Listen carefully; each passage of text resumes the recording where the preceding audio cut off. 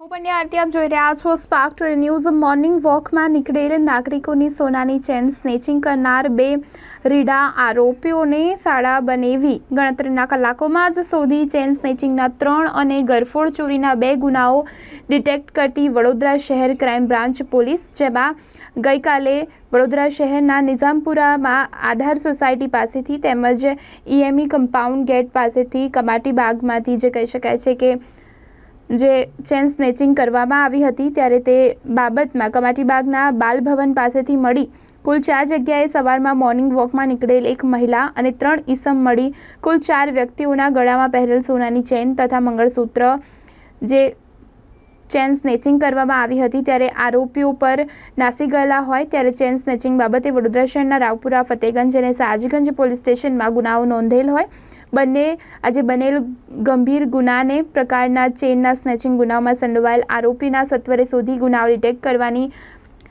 કામગીરી કરવામાં આવી ત્યારે જે આરોપીઓ છે તેઓની અટકાયત કરી લેવામાં આવી છે। તેના સીસીટીવી ફૂટેજ પણ હાલ સામે આવ્યા છે। કબીરસિંહ, જોગિંદરસિંહ બોળ અને સનીસિંહ રાજેશસિંહ ટાંક જે આરોપીઓ છે તેઓની અટકાયત કરી લેવામાં આવી છે। આરોપીઓ દ્વારા ગુનાની જે કબૂલાત પણ કરી લેવામાં આવી છે। તમામ જે મુદ્દા માલ છે તે પણ જપ્ત કરી લેવામાં આવ્યો છે। તમે જાણો છો એમ પરમ દિવસે લોકસભાનું જનરલ ઇલેક્શન હતું અને મતપેટીઓને જે ઈવીએમ મશીન જ્યાં સ્ટ્રોંગ રૂમમાં જમા થાય તો સ્વાભાવિક રીતે 12 વાગ્યા સુધી બંદોબસ્ત ચાલુ હતો અને એ તકનો લાભ લઈ અને વહેલી સવારે એટલે કે 8 તારીખે સવારે 6 વાગ્યાથી 7:30 વાગ્યાના અરસામાં આ જે બે આરોપી છે એ બંને આરોપીઓએ ચેન સ્નેચિંગના અલગ અલગ ગુનાઓને અંજામ આપેલો।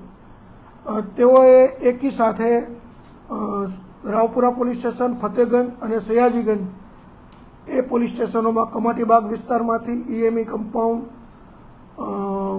બાલભવન પાસેથી એવી રીતે મોર્નિંગ વોકમાં જે અલગ અલગ માણસો નીકળેલા એમાં એક મહિલા હતા જેમનું મંગળસૂત્ર અને બીજા 3 પુરુષ હતા એમના ચેન એ પલ્સર મોટરસાઇકલ ઉપર એટ રેન્ડમ જે એને સોફ્ટ ટાર્ગેટ લાગ્યો એમાંથી એ લોકો ઝૂંટવીને જતા રહેલા। તાત્કાલિક કંટ્રોલમાં એની વર્ધી આવેલી અને ક્રાઇમ બ્રાન્ચ સવારમાં ઇમિડિયેટલી ગણતરીની મિનિટોમાં જ કામે લાગી ગયેલી। અમારી અલગ અલગ 4 ટીમોએ આ બાબતે વર્કઆઉટ ચાલુ કરેલું। ભોગ બનનારની પૂછપરછ કરેલી, આરોપીનો ચહેરો, હુડિયો, મોટરસાઇકલ કેવું છે વગેરેની તપાસ કરી, સીસીટીવીના ફૂટેજ મેળવી અને એમાં આજે અમને સફળતા મળી છે અને એ જે 4 જે ચેન સ્નેચિંગ થયેલા એ આરોપીઓ મળી આવેલા છે। એ આરોપીઓ બંને બરોડાના જ છે।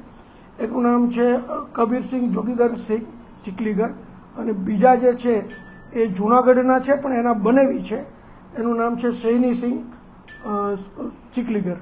આ બંનેને રણોલી ખાતેથી આજે અત્યારમાં ઝડપી પાડ્યા છે।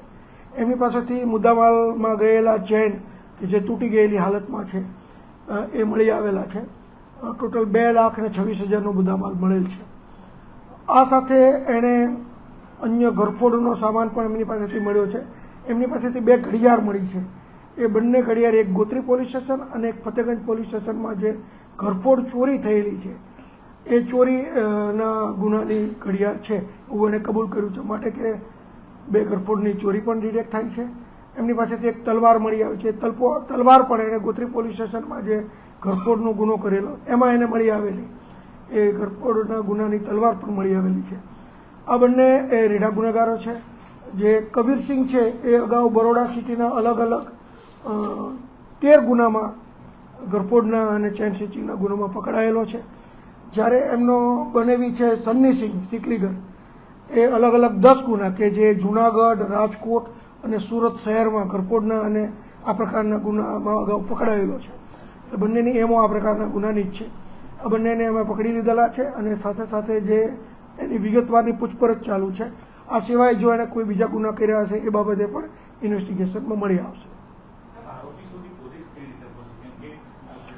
આપણે કીધું એમ સવારમાં જેવો અમને કંટ્રોલ મારફતે મેસેજ મળે છે કે એક જગ્યાએ ચેન સ્નેચિંગ થયું છે, પોલીસની ટીમ ત્યાં પહોંચે છે તે તરત બીજો મેસેજ મળે છે કે આ જગ્યાએ પણ ચેન સ્નેચિંગ થયું છે।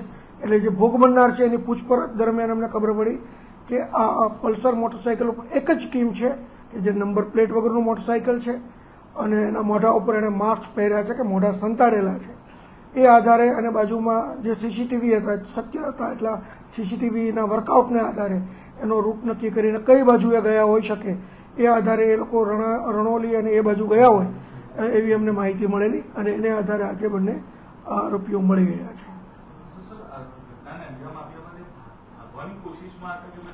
હા, નહીં, એ લોકો તમામ જગ્યાએથી ભાગવાની કોશિશમાં હતા. એક ગુનો કરીને તરત પછી જ્યારે 4 ગુના કર્યા પછી એ લોકો સિટીની બહાર રણોલી બાજુ ભાગી જવાની ફિરાકમાં હતા અને એ બાજુ ગયા એની અમને હકીકત મળતા અમે રણોલીથી આજે એને હસ્તગત કર્યા છે. શું લાગે છે કે જે સીસીટીવી કેમેરા જે ક્લિયર ફ્રીક્વન્સી આવતી નથી બદલવાની જરૂર લાગે છે? સિટીમાં લગભગ સીસીટીવી કેમેરાથી આખું સિટી કવર છે.